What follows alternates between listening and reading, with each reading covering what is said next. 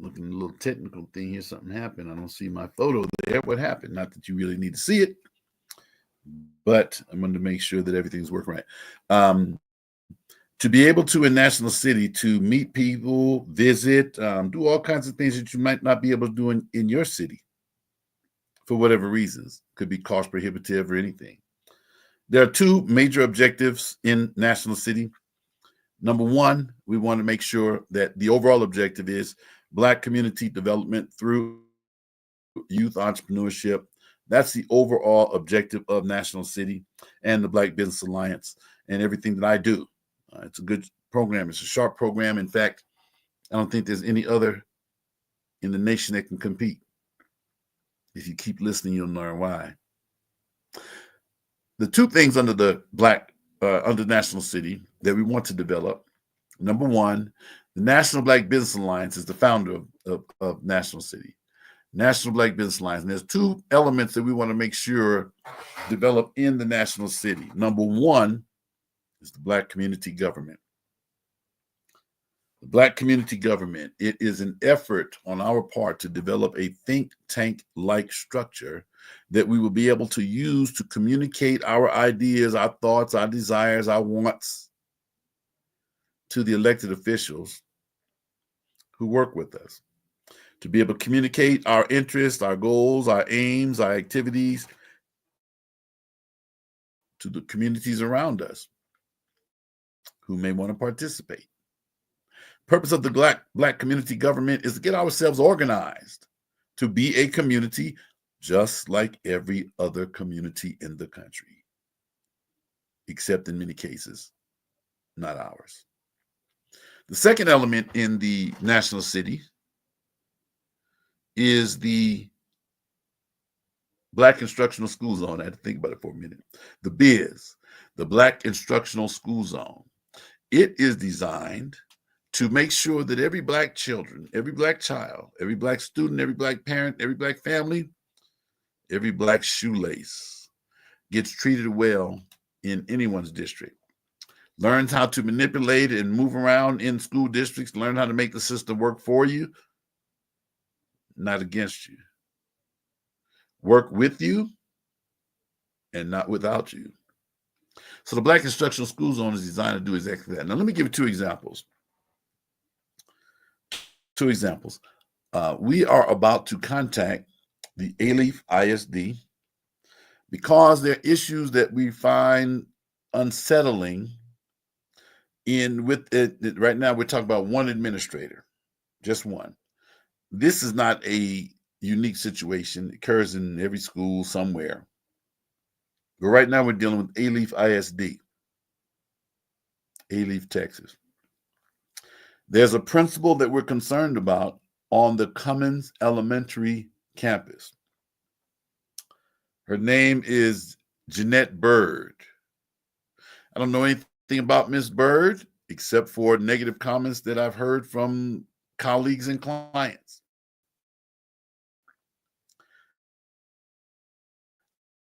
I don't know whether what they're saying is true. The issue is that it's been said, and we need to investigate. So now we will let Ms. Bird know that before she knows that we are recruiting the campus. Photograph, draw if necessary, any concerns that you might have with the principal, Ms. Jeanette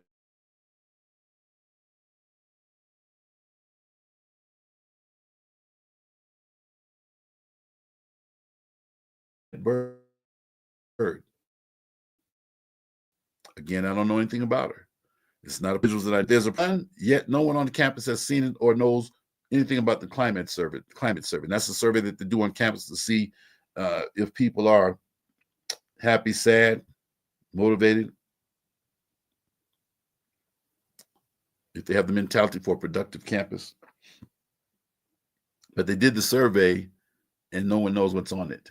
You can pretty much be sure that it was a negative response because if it was anywhere near positive, one, they probably wouldn't have done it. Number two, they would have released the results. So now we're going to contact the FBISD, Dr. Elizabeth Powell, who I've worked with in the past, Velez Powell.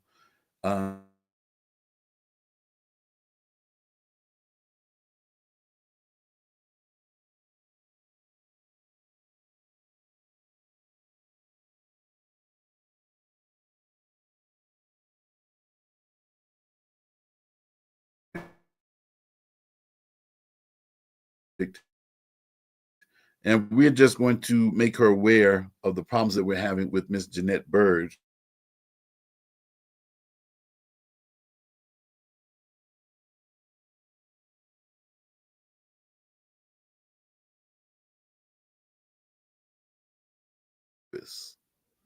So many others around you on your campus having problems with Miss Jeanette Bird.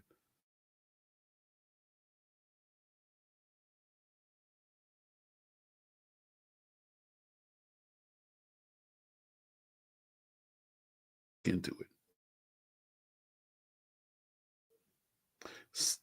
Next.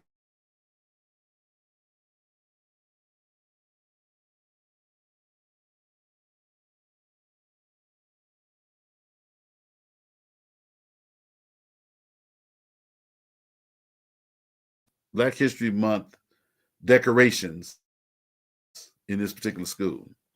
Really nice. I saw the decorations and you're proud. It's Black History Month. And then I saw what the principal did. The principal, I can't remember his first name, is Mr. Lewis at Ridgegate Elementary in Fort Bend ISD.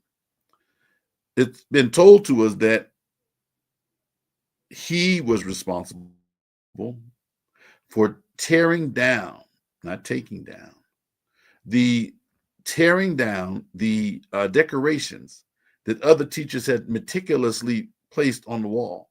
Decorations that had elements that came from their homes. They were personal elements, photographs, charts, graphs, letters. And the principal, with no care, basically just ripped down the things off the wall and balled up a number of pieces. We have photographs. Ripped them off the wall, balled up a number of pieces. And we're trying to understand, why was the towel torn off the wall and ripped when it could have just been the pins could have been pulled out and placed the towel on the ground. Teachers know that they're very particular about their decorations. A lot of pain and effort goes into it, and money goes into these decorations. This man just tore them off the wall. There's pictures of them. If you want to see the pictures, I'll post them. That bothered me when I saw that, because that's Black History. Black History Month. And now you see these people's materials just all grabbed off the wall, bundled up, torn up, just disrespected. And the problem that I had is racial. I'm very concerned with Fort Bend and this racial issue of this principal tearing the things off the wall during Black History Month. It's a racial problem. The real problem is the principal is Black. A Black male pulled the things off the wall, has been engaged in insulting other people or speaking to them in derogatory ways that people are just not happy. This is the report. Allegedly speaking to them, allegedly tearing things off the wall, allegedly just disrupting the campus. That's in Fort Bend. We will check it out. Another principal who will receive notification from us that he's being monitored and watched for the safety of himself, his staff, the students, and the community. Now, the purpose of the Black community government is to monitor and assist those individuals responsible for things that go on at the school. The Black Instructional School Zone is here to help everybody, not just black-skinned people. If you are a Black person, you're welcome to be a part of what we're doing. If you happen to be a non-Black and you are a friend of a Black person, that makes you a Black friend, so you fit in as well. When I was the president of the Black Student Association in Loma Linda, California, the organization was a Black organization, as stated, but we had a number of white people that attended our events and activities. Why? That crossover appeal. My management style, if you can handle things I might say, is not necessarily Mr. Nice Guy. I'm going to be pretty direct, abrupt, not politically correct at all. But that's who I am. It's me. I'll try to do better once I determine that what I'm doing is not good. Then we might make some corrections. But I won't make that determination just because you think it's so. I'll make that determination after I come to conclusion, listening and paying attention to myself. What I'm doing, is it working for me? Well, what does it mean to work for me? Are people listening? Are people learning about the nationalcity.us? Are people getting a good understanding of the National Black Business Alliance and its commitment to excellence amongst Black people in this nation? And we're pushing the Black agenda, which is Black community development through youth entrepreneurship. What about the Black Instructional School Zone that's designed to, it is designed not to fill in the gaps. You all need to stop with that fill the gap, close the gap stuff. Why is it that we're not creating a new gap? Why not? With us so far in the front, everyone else has to catch up. It's okay. Need to get some self-esteem and some Black power.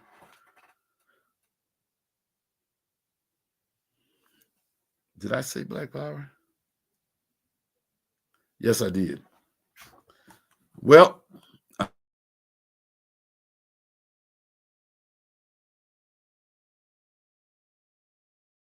I want you all to have a great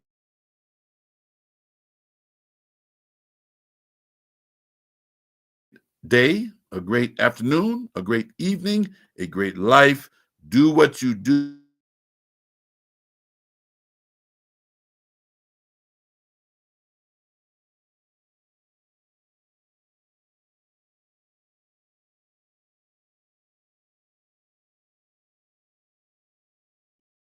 Taking a break. I'm gonna watch a little television. I earned it. I had a phone call this morning at 2 o'clock, lasted until 4 o'clock. I did not call them, they called me. They're engaged in the business. And they're ready to make things happen in a big way. And that's what we're doing. This is Donald Byrd, y'all. I don't own the music. I don't own the license. Flight Time, Donald Byrd.